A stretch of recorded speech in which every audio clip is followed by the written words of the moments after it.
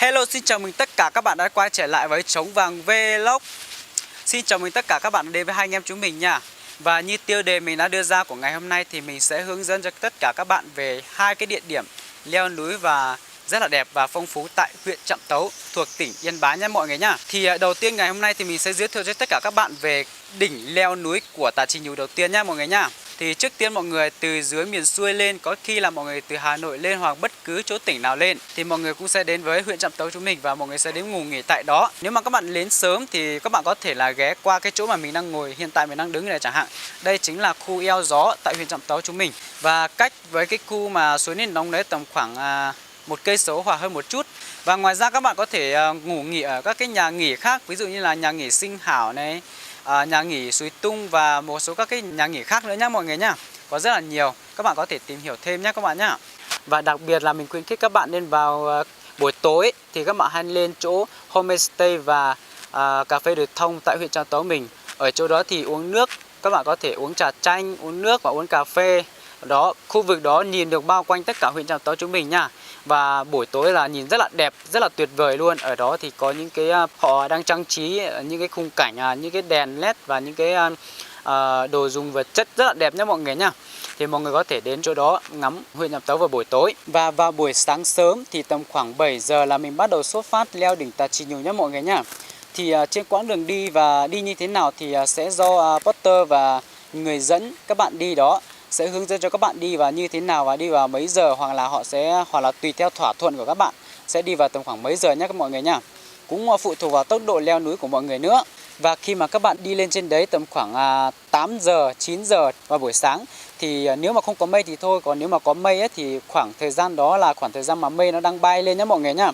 Thì mọi người có thể quay clip và chụp ảnh tại đó trong khi mà mây đang bay rất là đẹp mọi người ạ. Mình đi rất là nhiều rồi, mình cảm thấy rất là tuyệt vời những cái khung cảnh như thế. Nó giống như là thiên đường nhé mọi người nhá. Khi mà các bạn chụp ảnh xong và các bạn quay video xong thì mình sẽ tiếp tục và mình sẽ ăn cơm và nghỉ trưa tại trên khu vực ở trên một cái quãng đường. Trên đó thì sẽ có poster hướng dẫn các bạn ăn trưa và nghỉ ngơi ở chỗ nào nhé mọi người nhá. Và tiếp theo thì chúng ta sẽ đi leo Tà Trì Nhù tầm khoảng 3 đến 4 giờ chiều.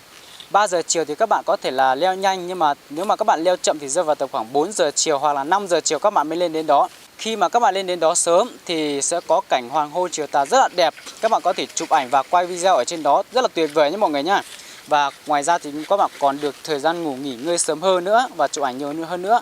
Có xích đu các kiểu cho các bạn chụp ảnh trên đó nhé các bạn nhá. Và buổi tối thì các bạn có thể nghỉ ngơi và ăn uống theo thực đơn mà Potter đã đề xuất cho các bạn trước đó và thỏa thuận trước đó nhé mọi người nhá. Thì tầm khoảng 8-9 giờ thì các bạn có thể ngủ, xong là ngủ sớm hơn một chút cũng được. Buổi sáng tầm khoảng 7 giờ thì các bạn có thể xuất phát. Bởi vì trong buổi sáng thì sẽ có Potter đun nước rồi là nấu cơm nấu nướng rồi là ăn mì tôm các thứ cho các bạn vào buổi sáng hết rồi nhé các bạn nhá.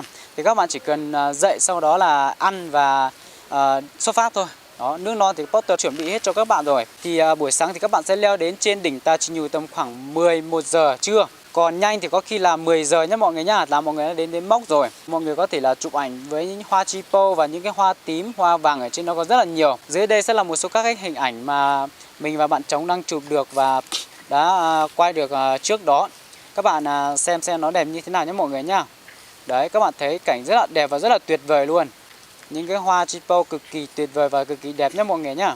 Và khi đến trên đó sớm hơn thì mọi người sẽ cố gắng chụp ảnh và selfie những cái tấm ảnh đẹp nhất cho mọi người. Sau đó là tầm khoảng 10 rưỡi là các bạn đến đó nhá. Và ví dụ như là tầm khoảng 11 rưỡi thì các bạn phải về rồi. Thì giỏi nhất là các bạn chỉ có thể quay phim và chụp ảnh đó 1 tiếng hoặc là 40 phút thôi. Thì qua 40 phút đó và 1 tiếng đó các bạn phải quay trở lại về chỗ lán và ăn cơm trưa, xong mình bắt đầu xuất phát về đường và đi về nhà nhé mọi người nhá. Và xuống dưới huyện nhé mọi người nhá. Nếu mà các bạn có thể là đi muộn thì chắc chắn là mọi người sẽ về tối. Đó, đường về nó rất là khó khăn và đi lại gặp rất là nhiều trở ngại nhé mọi người nhá. 12 giờ trưa các bạn về đến chỗ lán xong là ăn cơm trưa xong là tầm khoảng 1 giờ chiều là các bạn bắt đầu xuất phát từ trên lán xuống dưới khu mỏ và xuống dưới cái đường mà mình để xe mình về nhà nhé mọi người nhá. Và sau đây là một số các cái lưu ý dành cho tất cả các bạn muốn leo núi ở trên quê hương Trạm Tấu mình nha. Thứ nhất đó là nếu mà vào trời nắng thì mình không có nhiều vấn đề, nhưng mà vào trời mưa thì các bạn cần phải chú ý. Hiện tại bây giờ là khu vực ở trên huyện Trạm Tấu là trời hay mưa, nên là các bạn cần phải chuẩn bị một cái quần áo mưa, đó là cái thứ nhất.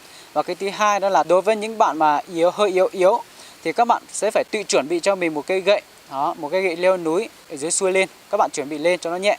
Hoặc các bạn lên trên này nếu mà không có gậy thì các bạn có thể nhờ Potter chặt cho các bạn một cái gậy hợp lý để cho các bạn đi leo núi cho nó khỏe và không bị trơn trượt nhé mọi người nhá. Và đồ ăn thức uống thì các bạn phải theo sự thỏa thuận của Potter và từ phía các bạn đề xuất ra. Bình thường như là mình đi thì mình sẽ có thực đơn gửi cho các bạn trước khi là mình xuất phát đi, và mình sẽ tính toán và lo liệu những cái đồ ăn thức uống ấy làm sao cho nó hợp lý với điều kiện của mọi người đi và hợp lý với điều kiện của Potter đề ra nhé mọi người nhá.